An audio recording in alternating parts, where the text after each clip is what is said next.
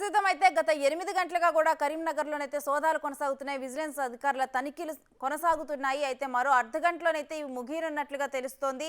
అయితే దీనికి సంబంధించిన డీటెయిల్స్ ఏంటి అనేది కూడా మా ప్రతినిధి సుజాతను అప్డేట్ అడిగి తెలుసుకుందాం. సుజాత, ఈ విజిలెన్స్ అధికారుల తనిఖీల మీద తాజా అప్డేట్స్ ఏ విధంగా ఉన్నాయి?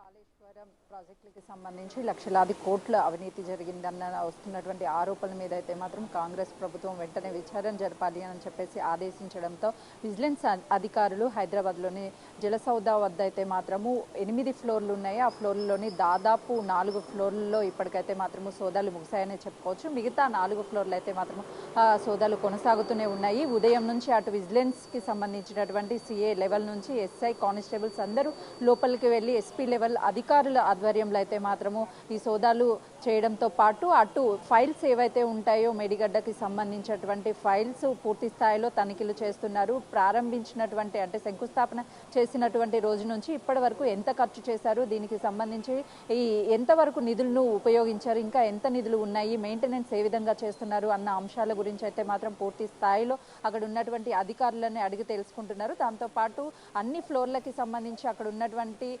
అధికారులకి సంబంధించి ప్రాజెక్టుకి సంబంధించినటువంటి అధికారులకు సంబంధించినటువంటి ఫోన్లు స్వాధీనం చేసుకున్నారు. ఇప్పటికే ఎవరిని కూడా లోపలికి ఇవ్వడం లేదు. అక్కడ ఉన్నటువంటి అధికారులు కూడా బయటికి అయితే మాత్రం రానివ్వడం లేదు. విజిలెన్స్ అధికారులతో పాటు అటు ఎన్ఫోర్స్మెంట్కి సంబంధించినటువంటి అధికారులు కూడా పూర్తి స్థాయిలో ఈ ప్రాజెక్టులో జరిగినటువంటి అవకతవకల గురించి అయితే మాత్రము అటు రికార్డ్స్ని పూర్తి స్థాయిలో తనిఖీలు చేస్తున్నటువంటి పరిస్థితి ఉంది. అసలు ఎందుకు మేడిగడ్డ ప్రాజెక్ట్ అనేది బ్యారేజ్ కుంగింది అనే అంశాల గురించి, ఆ ప్రాజెక్ట్ని ఎంత నిధులు చేకూర్చారు, ఇప్పటికే కార్గిచ్చినటువంటి రిపోర్ట్లు అయితే మాత్రము అదనంగా 5 కోట్లు చెల్లించారు అని చెప్పేసి చెప్పడం జరుగుతుంది. ఆ విషయానికి సంబంధించి పూర్తి స్థాయిలో అటు ఇక్కడ ఉన్నటువంటి జలసౌధలో అధికారులు మేడిగడ్డ ప్రాజెక్టుకి సంబంధించినటువంటి అధికారులని అయితే పూర్తి స్థాయిలో ఆ వివరాలు అడిగి తెలుసుకుంటున్నారు. మరోవైపు రికార్డులన్నిటినీ పూర్తిగా అంటే క్షుణ్ణంగా తనిఖీ చేస్తున్నటువంటి పరిస్థితి ఉంది. మరికొద్ది సేపట్లోనే ఇక్కడ ఈ తనిఖీలు కూడా ముగిసే అవకాశం ఉంటుంది. అధికారులు ఆశించినట్లుగా అంటే రికార్డ్స్కి సంబంధించి పూర్తి స్థాయిలో ఇన్ఫర్మేషన్ కానీ వచ్చినట్లయితే ఈ రోజుతో సోదాలు ముగుస్తాయి అనుకోవచ్చు. లేదు అని అంటే రేపటికి కూడా ఈ సోదాలు కొనసాగే అవకాశం ఉంటుంది. ఇప్పటికే ఇరిగేషన్ మంత్రిగా ఉన్నటువంటి ఉత్తమ్ కుమార్ రెడ్డి మేము ఆదేశాలు జారీ చేశాము, అటు పూర్తి స్థాయిలో మేడిగడ్డ ప్రాజెక్ట్ కావచ్చు, కాళేశ్వరం ప్రాజెక్టుకి సంబంధించి నిధులు కేటాయింపు ఏ విధంగా జరిగింది, మెయింటెనెన్స్ ఏ విధంగా చేస్తున్నారు అనే అంశాల గురించి క్లియర్గా మొత్తం రికార్డ్స్ తీసుకున్న తర్వాత సిట్టింగ్ జడ్జి ఆధ్వర్యంలో అయితే మాత్రము ఈ ప్రాజెక్టుకి సంబంధించి మరిన్ని డీటెయిల్స్ విచారణ జరిపించాలని చెప్పేసి వాళ్ళు కోరడం వెంటనే విజిలెన్స్ అధికారులు రంగంలోకి దిగడం. ఎందుకంటే ఉదయం 9 గంటల ప్రాంతంలో నుంచే మొత్తం 12 టీంలు 10 ఆఫీసర్స్లో అంటే కేవలము అటు ఇరిగేషన్ ప్రాజెక్ట్కి సంబంధించినటువంటి ఆఫీసుల్లో అయితే మాత్రము తనిఖీలు చేస్తూ మరోవైపు ఇరిగేషన్కి సంబంధించినటువంటి అధికారులను కూడా అడిగి తెలుసుకుంటున్నారు. ఏ విధంగా మెయింటెనెన్స్ చేస్తున్నారు, ఎందుకు అటు ప్రాజెక్ట్స్ అనేవి కుంగిపోయాయి అని చెప్పేసి పూర్తి స్థాయిలో ఇన్ఫర్మేషన్ అడిగి తెలుసుకునే ప్రయత్నం చేస్తున్నారు.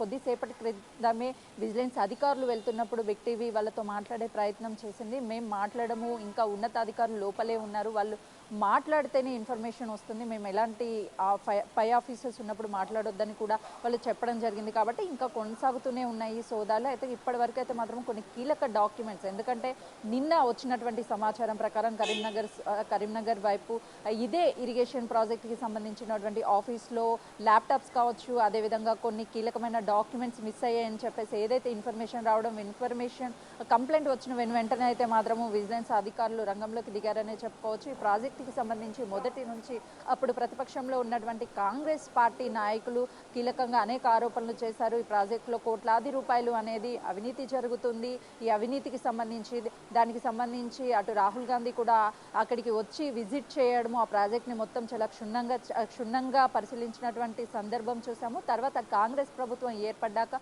ఉత్తమ్ కుమార్ రెడ్డి ఇరిగేషన్ మంత్రిగా ఉన్నారు కాబట్టి తనతో పాటు మరికొంతమంది మంత్రులు అక్కడికి వెళ్ళి ఇక్కడ ఉన్నటువంటి అక్కడ ఉన్నటువంటి పరిస్థితులు ఏ విధంగా ఉన్నాయి, అసలు మేడిగడ్డ ప్రాజెక్ట్ ఎందుకు కుంగింది అనేక అంశాల మీద పవర్ ప్రెజెంటేషన్ ఇరిగేషన్ డిపార్ట్మెంట్కి సంబంధించిన అధికారులతో దగ్గరుండి మొత్తం పరిశీలించినటువంటి పరిస్థితి ఉంది. ఆ తర్వాత నిజంగానే అవకతవకలు జరిగాయి, అటు కార్గ్ ఇచ్చిన రిపోర్ట్ ఆధారంగా కూడా అవకతవకలు జరిగాయని ఒక నిర్ధారానికి రావడము, వెంటనే సిట్టింగ్ జడ్జితో విచారణ జరిపించాలని చెప్పి అటు కేంద్రానికి సంబంధించి కూడా ఒక అప్పీల్ చేసుకోవడం జరిగింది ముఖ్యమంత్రి రేవంత్ రెడ్డి. ఎందుకనంటే ఈ ప్రాజెక్టుకి సంబంధించి ప్రజాధనం వృధా అవుతుంది, కోట్లాది రూపాయలు వృధా అవుతున్నాయి అని చెప్పేసి. మరోవైపు వీటన్నిటికి సంబంధించి గత ప్రభుత్వం చేసినటువంటి తప్పిదాలు ఏవైతే ఉన్నాయో ఆ తప్పిదాలకి సంబంధించి అధికారులు భాగస్వాములుగా ఉన్నారు, అధికారుల పర్యవేక్షణలోనే ఇవన్నీ జరిగాయని ప్రధానంగా ఆరోపణలు వస్తున్నాయి. కాబట్టి ఆరోపణలకి సంబంధించి అయితే మాత్రము ఈ తనిఖీలు నిర్వహించారు. తనిఖీల్లో కీలకంగా ఉన్నటువంటి రికార్డ్స్ కావచ్చు, అదేవిధంగా ఆన్లైన్లో, ఎందుకంటే ఈ ప్రాజెక్టుకి సంబంధించి కీలకంగా ఎల్ఎన్టీ వాళ్ళకి ఈ ప్రాజెక్ట్ ఇవ్వడము, వాళ్ళు పూర్తి చేయడము, ఏదైనా ఒక ప్రాజెక్టుకి సంబంధించి 5 సంవత్సరాల అగ్రిమెంట్, అంటే ఆ 5 సంవత్సరాలు ఏదైనా ప్రాజెక్ట్ డ్యామేజ్ అయితే తిరిగి 5 సంవత్సరాల్లో వాళ్ళు ఏ ప్రాజెక్ట్ డ్యామేజ్ అయింది అయితే వాళ్ళే చేసే అవకాశం ఉంటుంది. కానీ ఇప్పుడు ఎల్ఎన్టీ వాళ్ళని ప్రభుత్వం అడిగిన నేపథ్యంలో మాకు ఇచ్చినటువంటి 5 సంవత్సరాల గడువు అయిపోయింది, ఇప్పుడు మాకు ఎలాంటి సంబంధం లేదు, అదనంగా మీరు డబ్బులు చెల్లిస్తే దాన్ని రీమోడలింగ్ కానీ లేకపోతే కుంగిపోయినటువంటి పిల్లర్స్ని మళ్ళీ కన్స్ట్రక్షన్ చేయడం లేకపోతే రిపేరింగ్ చేయడం లాంటివి చేస్తామని వాళ్ళు చెప్పడంతో ఇప్పటికైతే మాత్రము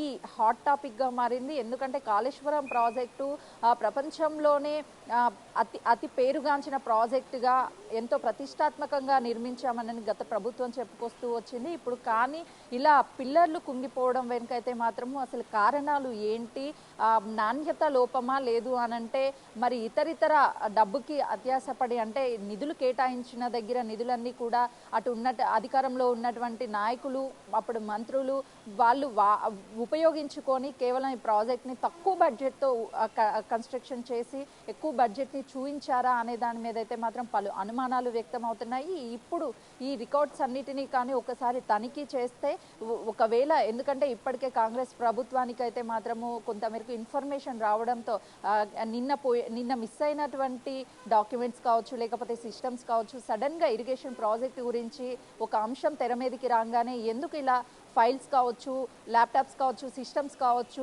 పెన్ డ్రైవ్స్ ఇవన్నీ ఎందుకు మిస్ అయ్యాయి అని చెప్పేసి ఒక అనుమానం అయితే వ్యక్తమవుతుంది. ఎలాంటి తప్పిదాలు జరిగినప్పుడు వీటిని మాయం చేయాల్సిన అవసరం ఏముంది అని పెద్ద ప్రశ్న అయితే తలెత్తుతున్నటువంటి పరిస్థితి ఉంది. కాబట్టి ఇప్పుడు ఆ డాక్యుమెంట్స్ కావచ్చు, ఇక్కడికి వచ్చినటువంటి అధికారులు, విజిలెన్స్ అధికారులు పూర్తి స్థాయిలో 1 by 1 శంకుస్థాపన జరిగి నుంచి నేటి వరకు అసలుకి మెయింటెనెన్స్ ఎలా చేస్తున్నారు, మొదటి విడతలో ఎంత బడ్జెట్ పెట్టారు, రెండో విడతలో ఎంత బడ్జెట్ పెట్టారు, ఈ డాక్యుమెంట్స్ మిస్సింగ్ విషయంలో అంటే అప్పటి అధికారులు ఎవరైతే ఉన్నారో వారిని కంటిన్యూ అవటం వల్లనే ఇలా జరుగుతుంది అని చెప్పి అప్పుడు రిటైర్డ్ అయిన అధికారులు ఎవరైతే ఉన్నారో ఇరిగేషన్ అధికారులు వారు ఆరోపిస్తున్నారు.